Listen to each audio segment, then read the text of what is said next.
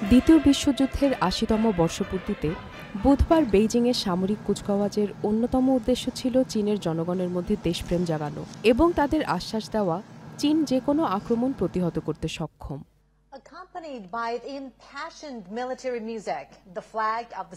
এই কুচকাওয়াজে চীন তার সর্বাধুনিক সমরাস্ত্র প্রদর্শন করেছে। প্রথমবারের মতো চীনা সামরিক বাহিনীর নতুন গঠন কাঠামো সম্পূর্ণরূপে কুচকাওয়াজে দেখানো হয়েছে।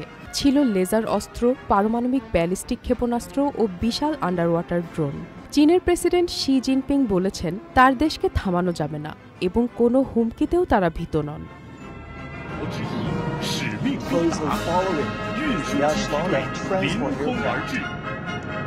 কুচকাওয়াজে ছিলেন রাশিয়ার প্রেসিডেন্ট ভ্লাদিমির পুতিন, উত্তর কোরিয়ার নেতা কিম জং উন ও ইরানের প্রেসিডেন্ট মাসুদ পেজেশকিয়ান সহ ২৬ দেশের নেতা। ছিলেন না যুক্তরাষ্ট্র ও পশ্চিম ইউরোপের সরকার ও রাষ্ট্রপ্রধানরা।